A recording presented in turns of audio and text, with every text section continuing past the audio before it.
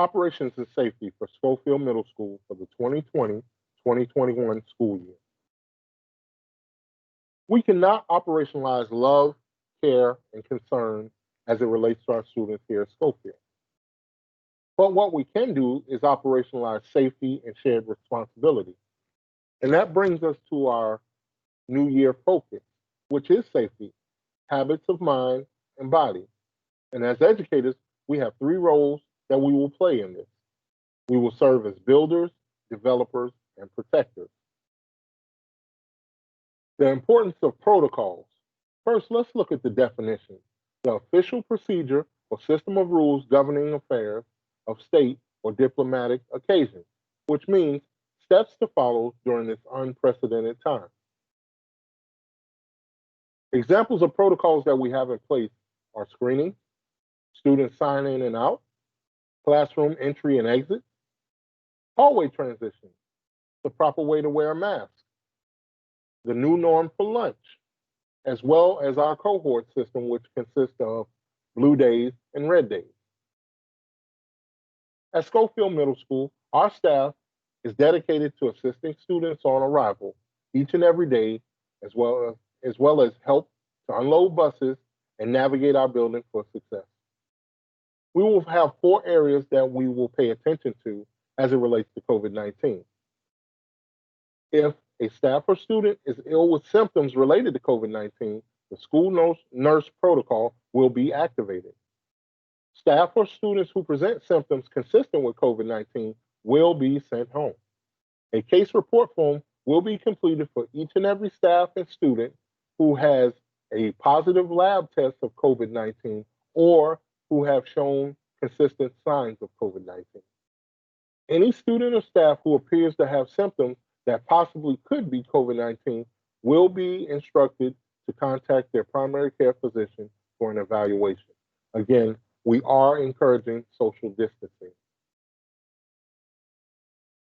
At Schofield Middle School, our operation plans entail mask protocols. When it comes to masks, our masks are on our school supply list, but they will be provided to students, teachers, staff, and visitors who do not have them readily available. Face shields are provided for teachers and staff who regularly interact with students who may be deaf or hard of hearing, students learning to read, students with disabilities, and those who rely on lip reading as a part of their learning, such as students who are English language learners.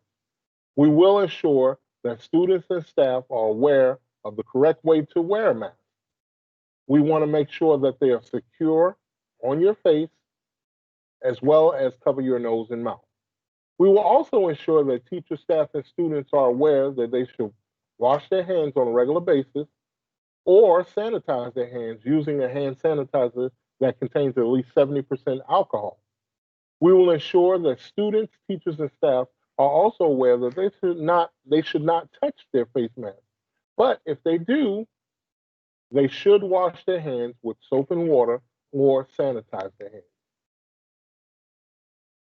Our front door protocol, because this is where it all begins. Visitors will only be allowed into the building by scheduled appointment. Parents and guardians who are attempting to pick up a student or drop a student off will do so at the front door following each of the following steps. Ring the doorbell and state your purpose for the sign in or out. If you're doing so, please make sure that you present a photo ID to the camera and state your name and the name of the student you are picking up. If you are here for an appointment, please make sure that you identify yourself by stating who you are, the reason you are here, and who the appointment is with. Our morning arrival time is between the hours of 7:30 and 8 o'clock. There are two designated bus entry points that have been designated for this year. 417 is bus entry point number 1, which is our synergistic lab, as you can see in the picture. Also, the second bus entry point is the 500 hall, which is slightly down the ramp. The protocols that have been put into place is one student will unload the bus at a time. The next student does not stand up from the seat until prompted by the driver or staff member. We will have someone in place to check a student, mask, and make sure that their lanyard is properly colored to ensure a slow flow of transition. The protocol is one student will be at the screen and one student will be on deck. Transition only occurs as one student enters the building at a time. As a car rider, there are two designated entry points as well.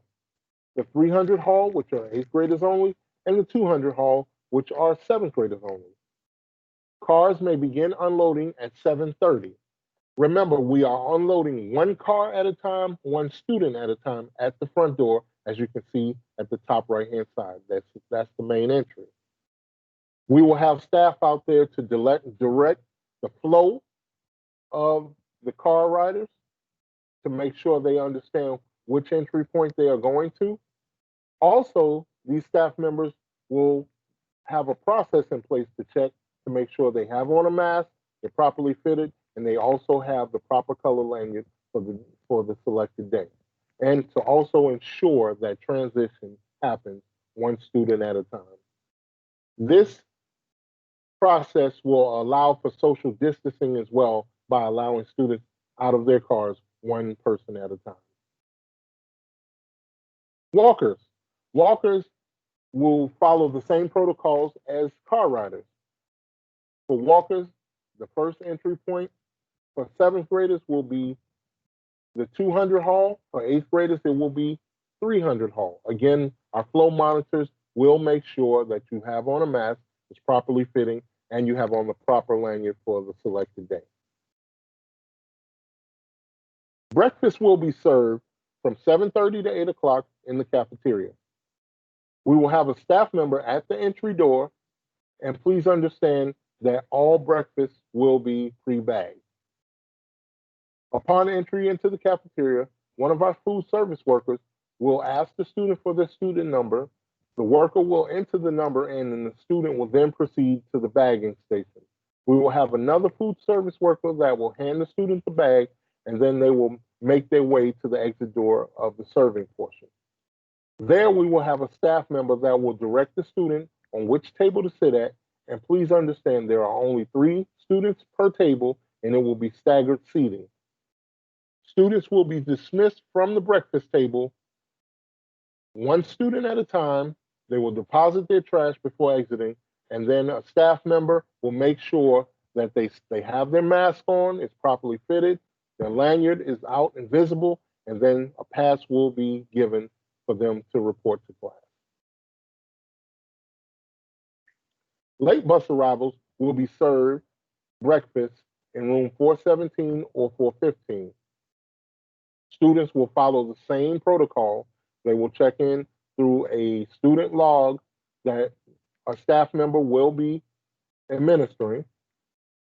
Again, there will be 3 students at a table, or if they're in a classroom, it will be 1 student per desk. Students will again be dismissed 1 student at a time. They will put their trash in the trash receptacle, and a staff member will direct them as to how they are to proceed. Our hallways at Schofield Middle School. All of our main hallways have been converted into one-way hallways to reduce close contact. Now, our content area hallways, where our classrooms are, they will be multi-directional. But we are trying to limit as much movement as possible to ensure that we can reduce the close contact of students. Physical guides, such as signs placed on floors, walls, and sidewalks, will create one-way routes. Again, there are no lockers, and this will eliminate social gatherings altogether. We have identified small groups, which we call teams, and we are trying to keep them together in a cohort system. We are trying to ensure that we are as static as possible of having the same group of kids move as we move throughout the day. Again, they cannot be isolated, but our main objective is to team kids up so they can move together. Again, this helps also with contact tracing. There will be a staggered release and a staggered arrival. That's why we do our arrival the way we do, and we will release classes the same way in a staggered format. And that way we can ensure social distancing as much as possible. Transition in between classes. Again, we have converted our main halls into one-way hallways, and we are staggering their release so we don't have as many students in the hallway at one time. Students must stay to the right side of the hallway, and upon arrival to their next class, if the class is still dismissing, student must wait and stand as close to the wall as possible on the right side of the hallway and maintain proper social distancing. Active supervision will be enforced. Again, during our transitions in between class, we will have no water breaks, no restroom. Lunch at Schofield Middle School. As you can see, we are charted to who will serve as lunch assistants. Lunch will be served within the classroom this year. A lunch assistant will pick up our lunch carts and deliver it to their assigned classroom. The lunch assistant will deliver the lunch bags to his or her assigned classes, and the teacher will receive the complete lunch log to indicate which students accepted or denied their lunch. The lunch assistant will facilitate also the garbage disposal. They will deliver the garbage cans to our custodial staff to make sure they're properly disposed of.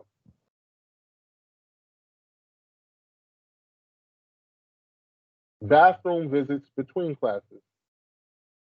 No bathroom visits will be allowed in between classes. Bathroom visits are only allowed or permissible during our morning arrival. However, a staff member will be assigned to monitor and regulate the flow of the bathroom and the visitors as a duty station. Bathroom visits during class. Well, again, we want to make sure we eliminate as much movement as possible, but each team will be designated a select time within a 60-minute class period. During this time, you must adhere to that time period to allow any students who may need to use the restroom. That'll be at a teacher's discretion, but they will allow students during that time. Outside of that time is not permissible because we have another group that is assigned to use that restroom. We want to eliminate as much huddling and congregating as possible. This is why we need to make sure. And we're also looking at eliminating actual physical passes because this could contribute to the spread of disease. Our afternoon dismissal. Walkers will be dismissed first at 3:10. Walkers, it will be the same protocol as last year. The exit door nearest to your seventh period class, that is your exit point from the building. Seventh period teachers will need to get this information from each student the first week of school and enforce this daily. This will also need to be a part of the sub-plans that are submitted. The second group that will be dismissed is our car riders. We will have a staff member outside and they will retrieve the names of the students and relay that to our car announcer. We will call for 5 students at a time, and this will also ensure social distancing and a lack of crowding in the hall.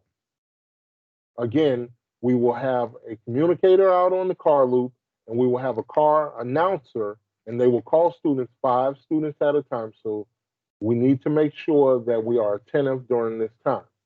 Our last group to be dismissed is our bus group. We will have a staff member out on the bus loop. They will communicate it to a different announcer who will then call for bus students to report to the bus loop for their bus. Protocol posters have been attached for your review.